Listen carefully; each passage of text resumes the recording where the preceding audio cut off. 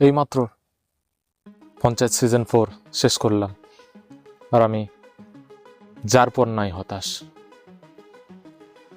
Panchayat season 4 বড্ড বেশি অবাস্তব। সিনেমা সিরিজ অবাস্তব হবে, কিন্তু এতটা অবাস্তব হলে তো রিলেটেবল হবে না। ট্রেলার টিজার অলরেডি দেখিয়ে দিয়েছে যে এবারে পঞ্চায়েত সিরিজের মধ্যে পঞ্চায়েত ভোট হবে। সেই মতো আমিও খুব এক্সাইটেড ছিলাম যে এবারে অন্তত পঞ্চায়েত সিজন 4 মির্জাপুর টাইপের একটু গোলাগুলি দেখাবে। কিন্তু এখন আমি তোমাদের একটা কথা জিজ্ঞাসা করছি, সত্যি করে বলবে, আমাদের এখানে যখন পঞ্চায়েত ভোট হয় তখন কোন লেভেলের গোলাগুলি বোমা বর্ষণ চলে বলো তো? এখানে কিছুই নেই। এটা তো শুধু একটা কি বলবো গ্রামের সরল জীবন আর ইমোশনাল গল্প, যেখানে না আছে কোনো খুন খারাপি, না আছে কোনো বড় ধামাকা। চলো এই সিরিজটা কিভাবে আমার সময় আর ইমোশন লুট করলো একটু খুলে বলি, একটু স্পয়লার দেবো সামান্য একটু। জানলেও তোমাদের কিছু যায় আসবে না, কারণ সবাই তো এটার গুণগান গাইছে, আমি নাহলে একটু খারাপ গাইলাম তো কি আছে। তো সত্যি করে বলতে কি, গল্পটা শুরু হয়েছে ফুলেরার পঞ্চায়েত ইলেকশন দিয়ে, যেখানে মঞ্জু দেবী মানে নীনা গুপ্তা আর ক্রান্তি দেবী একে অপরের বিরুদ্ধে লড়ছে। মানে এটা কি সিরিজ নাকি মানে কোনো গ্রামের পলিটিক্যাল রিয়েলিটি শো, মানে দেখে বুঝতে পারবে না। অভিষেক ত্রিপাঠী, জিতেন্দ্র কুমার, আমাদের সচিবজি, হ্যাঁ, এখনো তার IIM এর স্বপ্ন আর গ্রামের ঝামেলার মধ্যে আটকে আছে। সিজন 3 ক্লিক হ্যাঙ্গার থেকে শুরু, অভিষেক ভয় পাচ্ছে যে ভূষণ মানে আমাদের যে দুর্গেশ কুমার, তাকে চড় মারার কেসে তাকে তার যে চাকরি সেটা হয়তো চলে যাবে। ভূষণ চাই অভিষেক তাকে আর MLA চন্দ্রকিশোরের কেস থেকে বাঁচায়। এদিকে প্রধানজি, যিনি গুলির হাত থেকে বেঁচেছেন, সিম্প্যাথি কার্ড খেলে ইলেকশন জিততে চান। মানে এটা কোনো নাটক নাকি এটা কোনো মানে সোপ অপেরা, বোঝা মুশকিল। এবারে ইলেকশনের মাঝে আবার কি হয়েছে, অভিষেক আর রিঙ্কি তাদের যে মিষ্টি রোমান্স চলতে শুরু করে দিয়েছে। ভূষণ মঞ্জু দেবীর একটা পাবলিক ক্লিনিং ড্রাইভে বাধা দেয়, আর প্রধানজি বিনোদকে দিয়ে ভূষণের ক্যাম্প থেকে খবর চুরি করার চেষ্টা করে। MLA ট্যাক্স অফিসারকে পাঠায়, আর বিকাশের বাড়ি থেকে 6 লাখ টাকা বাজেয়াপ্ত করে, যেটা প্রহ্লাদের কম্পেনসেশনের টাকা ছিল। শেষে একটা পাওয়ারফুল টুইস্ট আছে যখন MLA-র পার্টি থেকে তাকে টিকিট দেওয়া থেকে সরিয়ে দেওয়া হয়। মানে এত হাসি, ঝগড়া আর গ্রামের মজা, আমি প্রায় ভুলেই গিয়েছিলাম যে আমি একটা সিরিজ দেখছি নাকি কোনো গ্রামের মেলায় বসে আছি।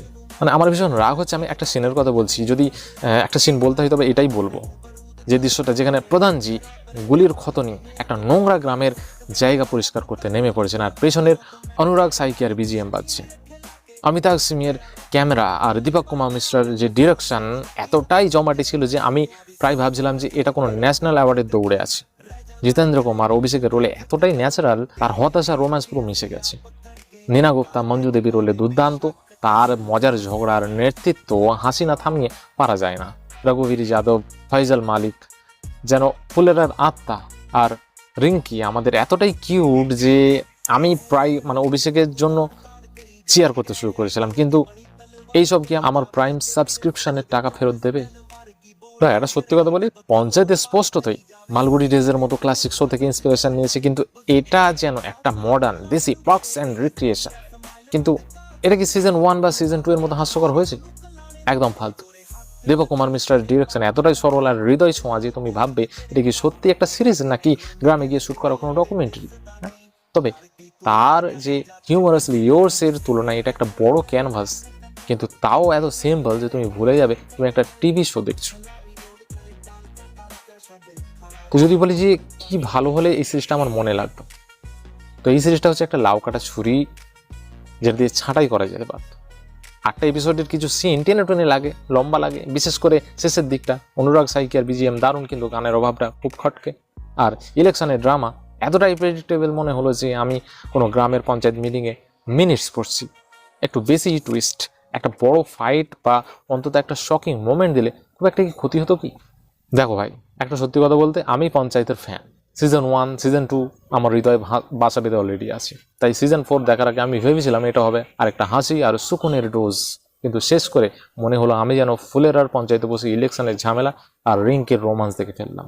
আমার পাশে আমার বন্ধু দেখছিল, হাসতে হাসতে গড়াগড়ি খাচ্ছিল ভূষণের ডায়লগে, আর আমি ভাবছি এটা কি সিরিজ নাকি আমার গ্রামের স্মৃতি রিওয়াইন্ড হচ্ছে। জিতেন্দ্র, নীনা, তোমরা দারুণ, কিন্তু এই ফিল্মটা, এই সিরিজটা একটু বেশি গ্রামের মজা হয়ে গেছে। তো দর্শক, তোমাদের একটা কথা বলবো, তোমরা যদি জিতেন্দ্র কুমার নীনা গুপ্তার ফ্যান হও আর এই ফালতু গ্রাম্য কমেডিটা দেখতে চাও, তাহলে এক্ষুনি গিয়ে পঞ্চায়েত সিজন 4 বিঞ্জ শুরু করে দাও, তোমার প্রাইম সাবস্ক্রিপশনের টাকা নষ্ট করে দাও। আর যদি তুমি মির্জাপুরের মতো অ্যাকশন বা ফার্জির মতো একটা থ্রিলার চাও, তাহলে এই সিরিজ থেকে 10 হাত দূরে থাকবে।